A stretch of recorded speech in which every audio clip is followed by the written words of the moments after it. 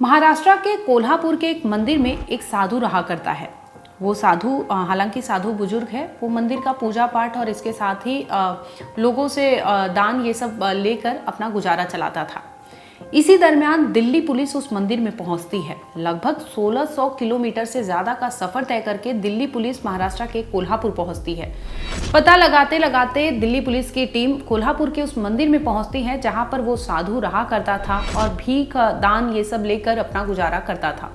इसी दरमियान पुलिस उस मंदिर में पूछताछ करती है कि ये फोटो दिखाती है, जिसके बाद पूछती है कि क्या ये यहाँ पर रहता है। हालांकि हुलिया तो बिल्कुल अलग होता है। जो पुलिस ने फोटो दिखाया था उसमें बिल्कुल अलग हुलिया था, लेकिन जिस शख्स की तलाश में पुलिस वहां पहुंची थी वो शख्स बिल्कुल बदल चुका था। इसके बाद पुलिस उस मंदिर में पूछताछ करती है और एक साधु के बारे में पूछने लगती है।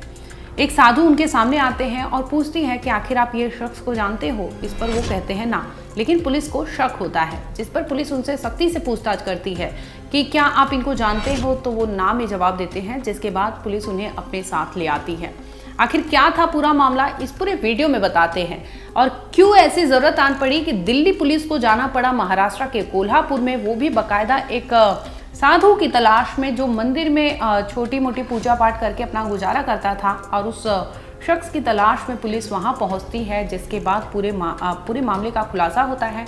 जो मामला आप सुनेंगे तो आप भी दंग रह जाएंगे कि आखिर ऐसे कैसे कोई शख्स इतने सालों तक छिपा रह सकता है, और वो भी कोई शातिर अपराधी, यानी वो कोई छोटे मोटे जुर्म करके वहां पे नहीं पहुंचा था। उसने जो अपराध किए थे उसे सुनकर आप भी सन्न रह जाएंगे कि साधु के भेष में रहने वाला शख्स आखिर उसने दिल्ली में ऐसा क्या कांड किया था जिसकी तलाश में पुलिस दर दर भटक रही थी। बाकायदा टीम बनाकर तलाशी कर रही थी, छापेमारी कर रही थी, लेकिन लगभग 1 साल तक ये अपराधी पुलिस से बच निकला, चकमा देने में सफल हो जाता है।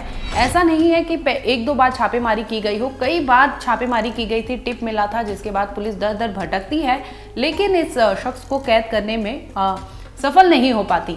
इसी दरमियान पुलिस को टिप मिलती है, जो पता चलता है कि महाराष्ट्र के कोल्हापुर में ये शख्स रहता है। बतौर साधु के भेष में वो उस मंदिर में पूजा पाठ करता है और दान दक्षिणा से अपना घर चलाता था।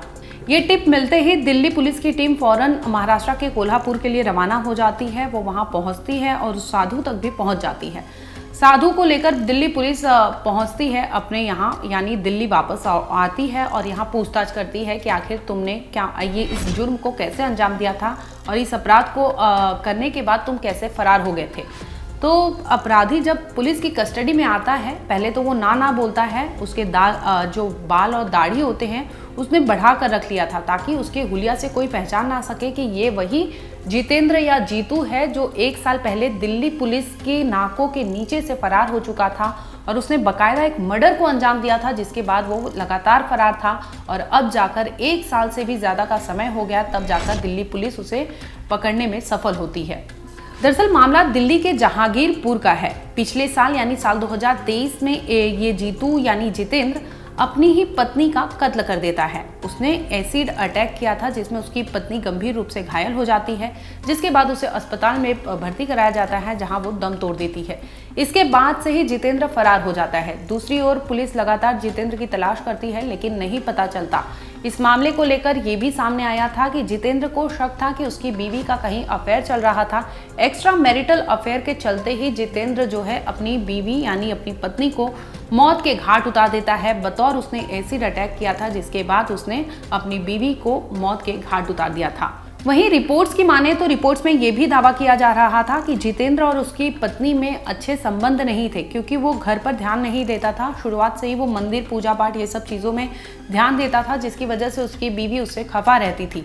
लेकिन कहा यह भी जाता है कि घरेलू झगड़ा और घरेलू कलेश जो रहते थे, जिसकी वजह से जितेंद्र है अपनी बीवी से कन्नी काटने लगता था। और इसी दरमियान उसे शक होता है कि उसकी बीवी का किसी से अफेयर चल रहा है, जिसकी वजह से वो अपनी बीवी को बतौर टारगेट करता है और उसने एसिड अटैक उस पर किया, जिसमें उसकी बीवी ने दम तोड़ दिया था और वो अस्पताल में ही जिंदगी मौत से जूझ रही थी, जिसके बाद उसने दम तोड़ दिया था।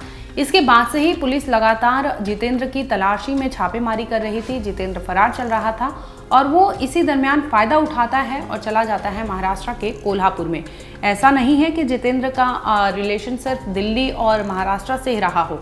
ये रहने वाला तो गुजरात के राजकोट का बताया जा रहा, जहां उसने पत्नी मतलब शादी होने के बाद वो दिल्ली में आ जाता है, दिल्ली में रहने लगता है। इसी दरमियान वो अपनी पत्नी को मौत के घाट उतारता है और खुद फरार हो जाता है, जिसके बाद कड़ी मशक्कत के बाद आखिरकार दिल्ली पुलिस उसे पकड़ने में सफल हो जाती है। जिसके बाद वो वहाँ दिल्ली पुलिस पहुँचती है महाराष्ट्र के कोल्हापुर के उस मंदिर में, जहाँ से अपराधी बकायदा दाढ़ी और बाल बढ़ाकर उस मंदिर में पूजा पाठ करता था। इसी दरमियान पुलिस उसे पकड़ती है, तलाशी लेती है, पूछताछ करती है, तो मामले का पूरा खुलासा हो जाता है। फिलहाल आरोपी जितेंद्र पुलिस की कस्टडी में है।